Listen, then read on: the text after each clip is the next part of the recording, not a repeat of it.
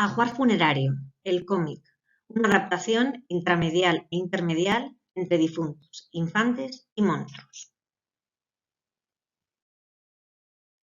En primer lugar, veremos la contextualización, Ajuar funerario, un clásico posmoderno. En segundo lugar, paradigma del estudio, gramática transformacional. Avanzaremos con la adaptación formal, difuntos, infantes y monstruos. Y terminaremos con algunas conclusiones. 1. Contextualización. Ajuar funerario, un clásico posmoderno. Fernando Iwasaki publica Ajuar funerario en 2004. Esta colección de microrelatos fantásticos enmarcados en la literatura de terror concentra miedo, humor, pánico e ironía para causar un desconcierto absoluto en el lector. Los 90 hiperbreves del compendio recorren los límites de lo extraordinario y juegan con el conocimiento de lo real para justificar lo posible y lo imposible. Los protagonistas de Iwasaki experimentan una ruptura en su equilibrio cotidiano que desestabiliza la diégesis y desencadena las acciones cuya lectura resulta inquietante, desazonadora y adictiva a partes iguales. Tras 9 ediciones y más de 50.000 ejemplares vendidos, podemos afirmar que Ajuar funerario es un clásico de la minificción. Precisamente este carácter canónico el que durante 3 lustros ha propiciado sus múltiples reescrituras en diferentes medios y soportes, a los que se suma desde 2018 su adaptación al cómic, Ajuar funerario, difuntos, infantes y monstruos, publicada por Páginas de Espuma. La editorial encarga al guionista y cineasta Imanol Ortiz López una selección de las micronarrativas de Iwasaki para reconvertirlas en viñetas ilustradas por Beñat Olea. Este proceso de adaptación exige que las 18 minificciones elegidas asuman unas transformaciones formales que se ejecutarán en 2 niveles, intramedial e intermedial. 2. Paradigma del estudio, gramática transformacional. Anclaremos esta propuesta al estándar planteado por Pedro Javier Pardo García, quien a su vez parte de la obra de Gerard Genet en Palimpsestos y de las ideas de Lubomir Dolezal en Heterocósmica, ficción y mundos posibles. Así planteamos 2 tipos de transformaciones, unas intramediales, restringidas al ámbito literario descrito por Genet, y otras intermediales, que atienden a las modificaciones advertidas en el hipotexto tras la inclusión de nuevos códigos y lenguajes. Las variaciones operadas en este eje contemplan la interacción entre literatura y otros medios y, consecuentemente, su metamorfosis en hipertextos de diversa naturaleza. El esquema de Pardo García organiza el estudio de la gramática transformacional en un patrón que permite identificar las interacciones en 3 ámbitos conectados pero autónomos entre sí. Adaptación, presentación del texto y su discurso. Apropiación, vinculado a la historia o la diégesis. Revisión, significado de la diégesis. En el entorno que nos compete, podemos precisar aún más los parámetros del análisis. Ajuar funerario, difuntos, infantes y monstruos es una adaptación al cómic de los microrelatos originales de Fernando Iwasaki. Revisar ambos volúmenes nos permite evaluar qué cambios se han producido en el eje intramedial, considerando cuestiones que atañen estrictamente al texto literario en cuanto a su forma y estilo.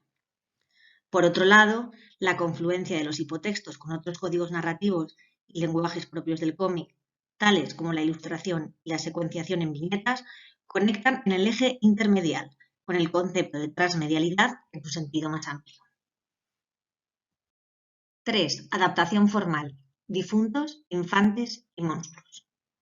Comenzaremos por revisar el armazón del cómic de Ajuar funerario, en el que distinguimos una estructura tripartita que divide la edición en 3 series de microcómics.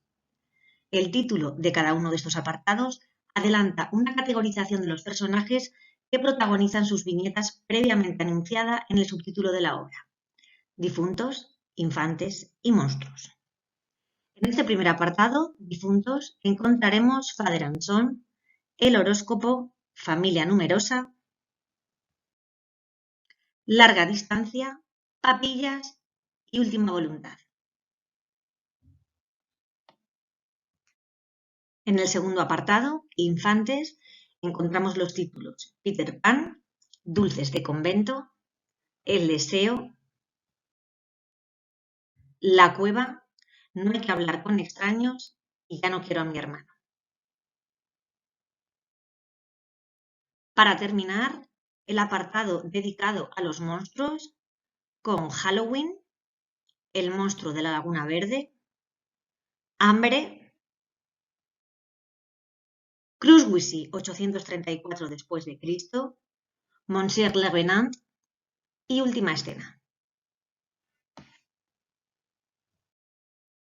Esta distribución fija una relación entre las partes y el todo anclada en los paratextos, que ocupan lugares privilegiados de la dimensión pragmática de la obra, es decir, de su acción sobre el lector, al establecer un vínculo entre los textos y los elementos que lo preceden.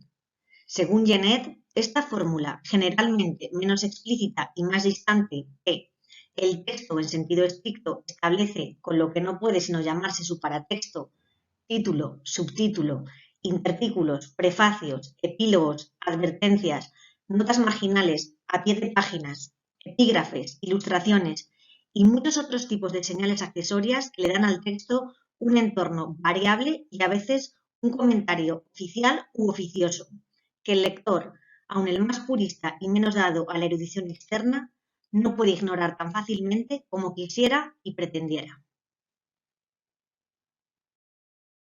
Las especificaciones formales y funcionales establecidas por Genet para fijar las relaciones paratextuales se magnifican en el eje intermedial gracias a la naturaleza verboicónica del cómic, que nos hace adivinar que la información nos llegará a través de dos caminos: la palabra y la imagen, símbolo, icono o signo, en definitiva, el dibujo.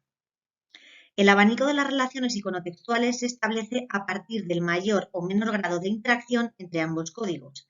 En este sentido, no circunscribimos por su practicismo a la terminología propuesta por Raymond Cole: paralelismo o redundancia, complementariedad, divergencia y contradicción.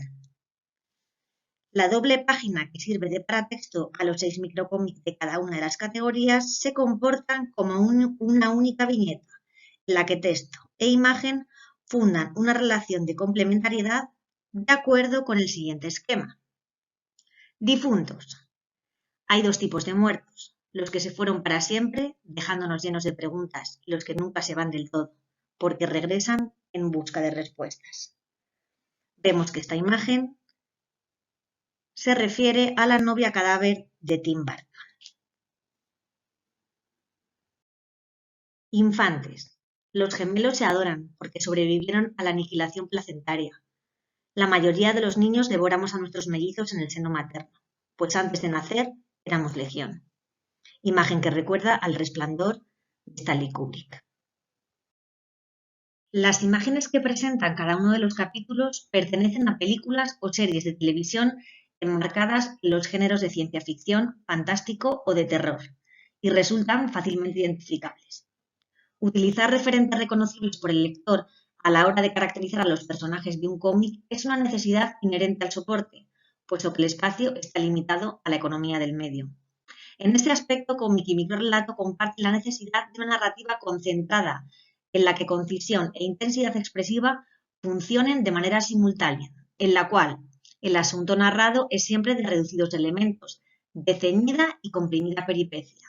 La ley de la economía artística preside su estructura y su mensaje. Desde el punto de vista de la transformación del texto, en todos los casos se ha reducido su expresión original, puesto que serán las ilustraciones de las viñetas las encargadas de suplir o ampliar el contenido de la narración. En el cómic, el lenguaje textual está sujeto a dos formalismos: bocadillos, expresión directa de los personajes, diálogo o pensamiento, y textos de apoyo o cartuchos, información ampliada. De acuerdo con esta fórmula, las oraciones del hipotexto se aclimatan a las exigencias del formato. Un ejemplo de cómo se ha comprimido el microrrelato de Iwasaki es El monstruo de la Laguna Verde, que leo a continuación. Comenzó con un grano, me lo reventé, pero al otro día tenía 3. Como no soporto los granos, me lo reventé también, pero al día siguiente ya eran 10. Y así continué mi labor de autodestrucción. En una semana, mi cara era una cordillera de granos, pequeñas montañas nevadas de pus, minúsculos volcanes en podrida erupción. Los granos de los párpados no me dejaban ver y los que tenía dentro de la nariz me dolían al respirar, pero seguí reventándolos con minuciosa obsesión. No me di cuenta de que me habían saltado a los dedos y a las palmas de las manos hasta que sentí ese dolor penetrante en las yemas. La infección se había esparcido por todo mi cuerpo y los granos crecían como hongos por mi espalda, las ingles y mi pubis. Si cerraba los brazos se reventaban los granos de mis axilas. Un día no pude más. Me miré al espejo por última vez y dejé sobre la mesa del comedor mi carné de identidad. Después me perdí en la laguna. Y a continuación vemos las imágenes que ilustran el cómic de Ajuar Funerario y del microrrelato El monstruo de la Laguna Verde. Sin texto. Debemos tener en cuenta que el cómic es un medio elíptico que convierte a la viñeta en la unidad básica de la sintaxis de narración alrededor de la cual se articula el relato. La acción pasa dentro de ella, pero también fuera, entre ese pequeño espacio que existe entre una y otra. De acuerdo con Castillo Vidal, esta adaptación se puede someter al contenido primario, estudio y asimilación de los elementos descriptivos, al secundario, identificación y categorización de los motivos exclusivos del relato, e intrínseco, valoración subjetiva de los símbolos. A continuación podemos ver algunos ejemplos de esa diversidad en el modelo de viñetas que encontraremos en el cómic de Ajuar Funerario. Finalizamos esta comunicación con algunas conclusiones. Y es que los cambios formales operados en la adaptación al cómic de los microrrelatos de Ajuar Funerario se asientan en el paradigma de la gramática transformacional de Pardo García. La presencia hipermedial de estas micronarrativas abre las puertas a una categorización más exhaustiva de los procesos intermediales que Gil González amplía y especifica en crossmedia, transmedia y multimedia para definir el fenómeno de la narrativa aumentada. La antigua voz de la ficción, la palabra como vehículo del relato, la pervivencia del texto y de la lectura, e incluso la resistencia del texto impreso a su anunciada extinción, hibridándose, dejándose invadir por expandiéndose o los nuevos soportes, medios, lenguajes y tecnologías narrativas. Eso, creemos, está siendo la narrativa aumentada de nuestro tiempo. Las especiales características de la minificción, referidas a su hiperbrevedad, concisión y grado de la elipsis, favorecen un incremento de su espectro narrativo en el eje intermedial, lo cual potenciará la asunción de nuevos lenguajes y códigos del género a nivel intramedial, favorecido por su tendencia a la hibridación y carácter proteico.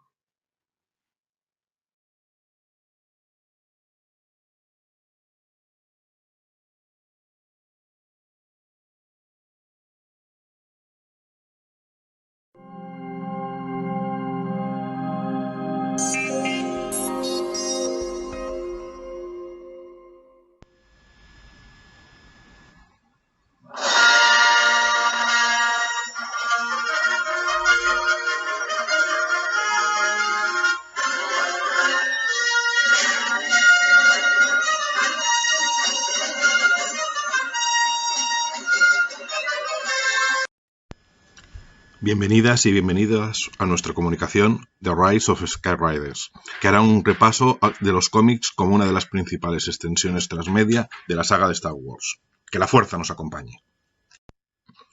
Los autores de esta investigación somos Pedro F. Navarro, autor y crítico de cómics, Javier Fernández Molina y José Rovira Collado, del Departamento de Innovación y Formación Didáctica de la Universidad de Alicante. Los tres vinculados con Unicomic, las jornadas del cómic de esta universidad, que en 2020 han llegado a su 22ª edición.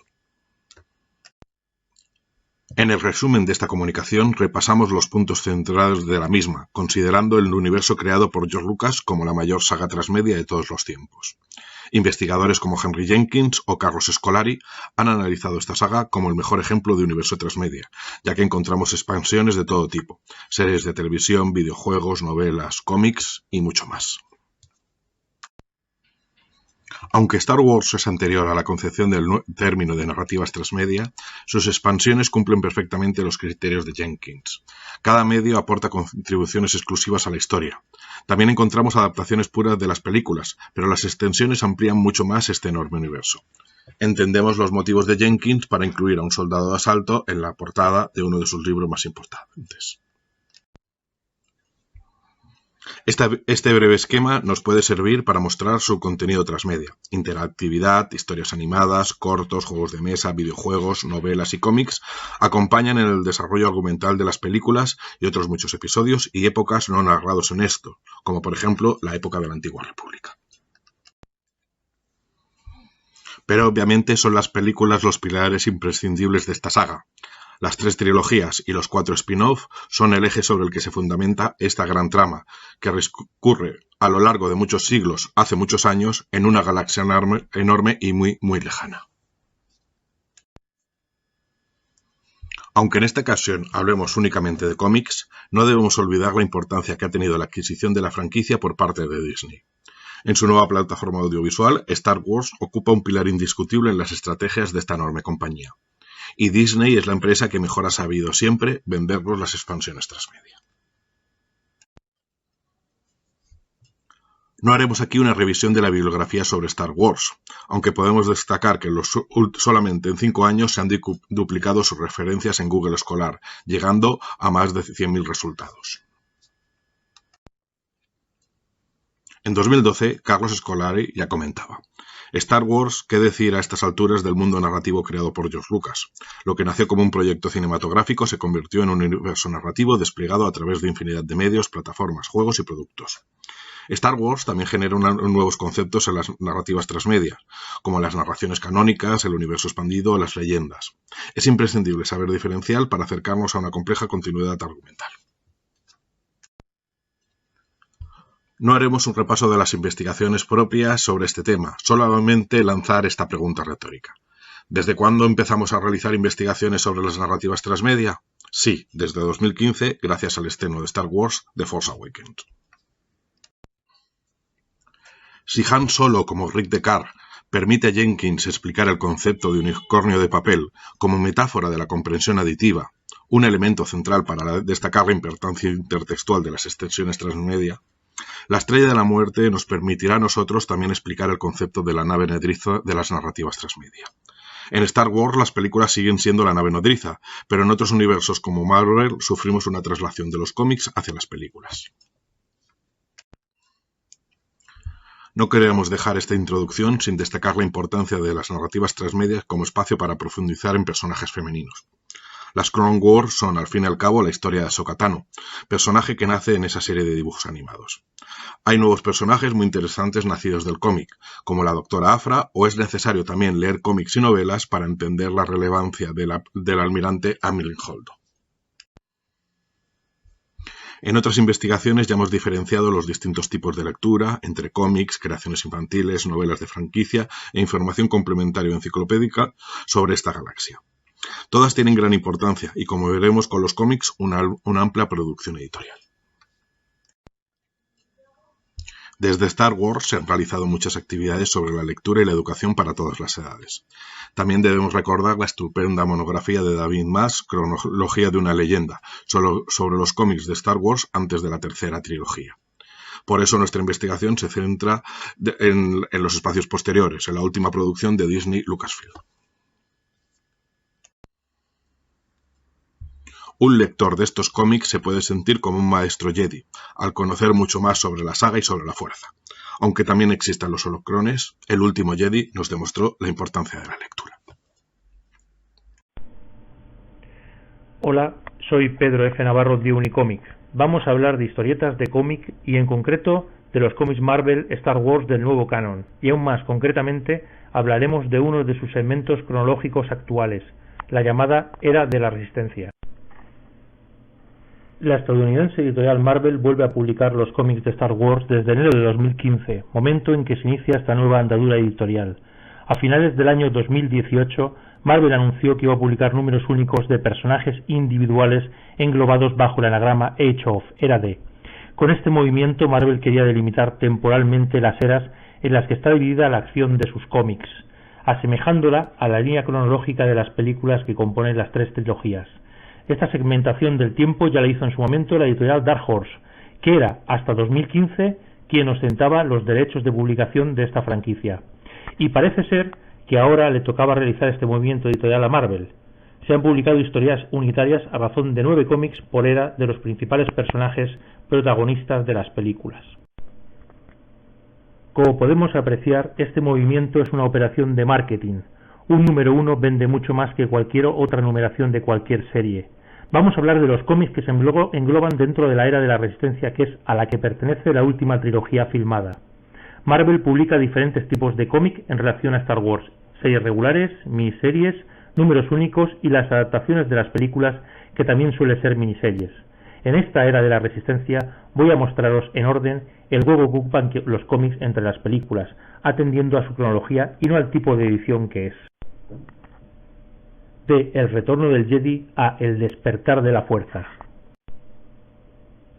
Imperio destruido es una miniserie donde la acción se sitúa justo tras lo narrado en El retorno del Jedi, un genial guión de Greg Rucka que es capaz de escribir personajes femeninos con carácter y fuerte personalidad, a destacar la que se elige como protagonista de la miniserie, Sara Bay, futura madre de Poe Dameron, al dibujo el italiano Marco Cecchetto, que con sus atmósferas y su capacidad de composición realizan una de las mejores miniseries que hemos podido disfrutar de la franquicia.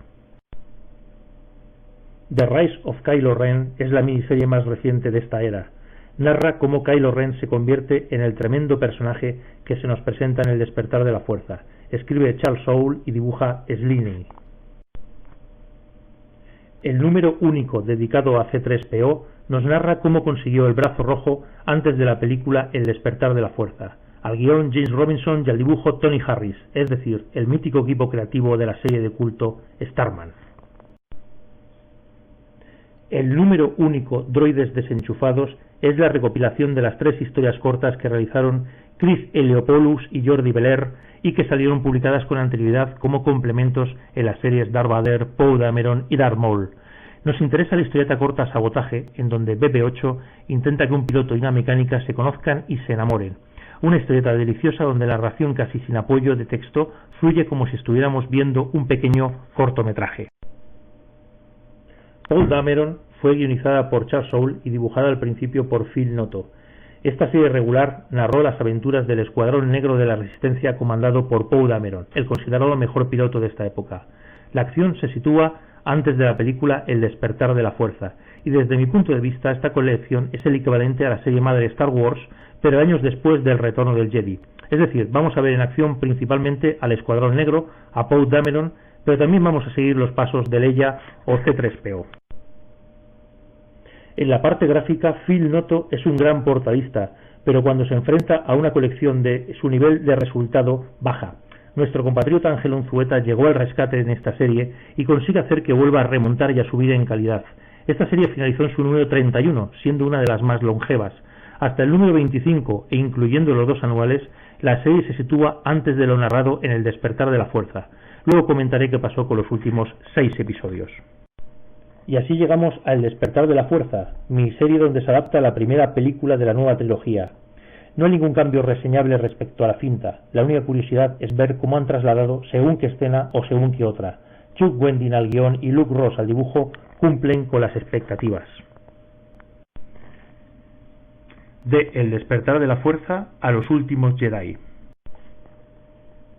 La miniserie dedicada a la capitana Phasma empieza donde la dejamos en la película El despertar de la fuerza, en el compactador de basuras, y narra cómo la capitana consigue salir del compactador y huir de la base Starkiller antes de que sea destruida, y perseguir al que considera culpable hasta justiciarlo.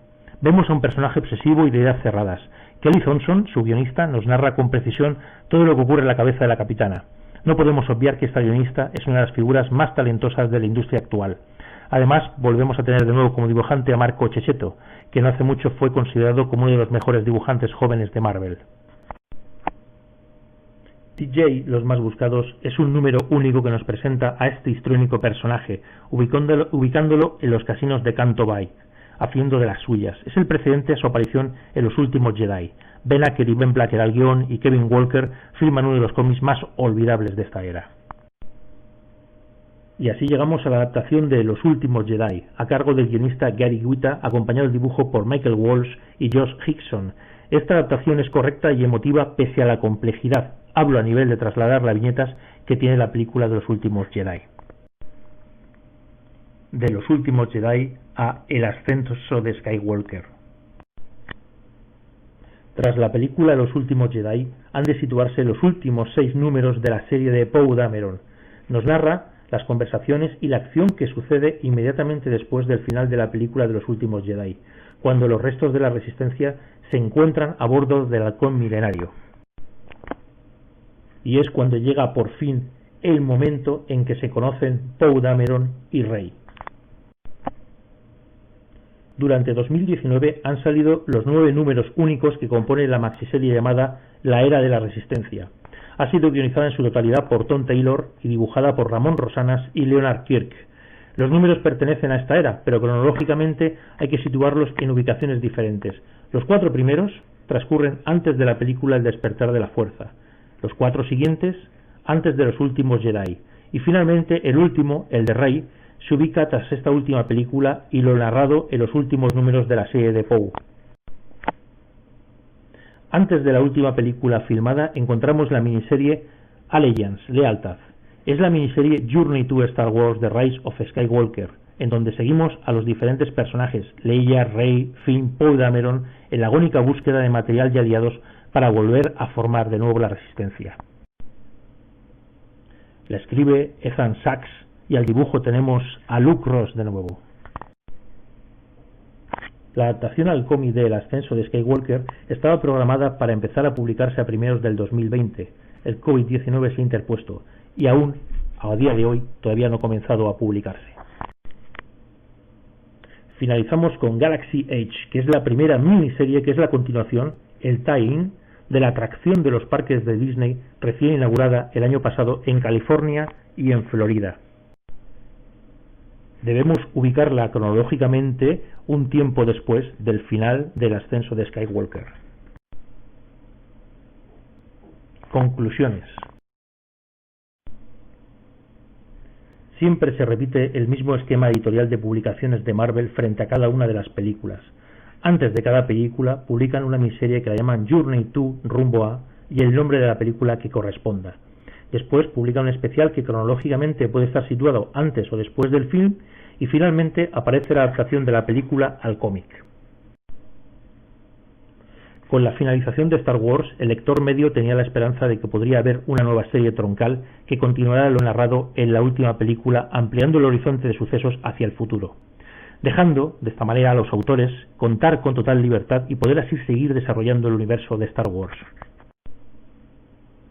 Pero no ha sido así. Se están publicando las nuevas series de Star Wars y Darth Vader y la acción está situada entre el Imperio contraataca y el retorno del Jedi.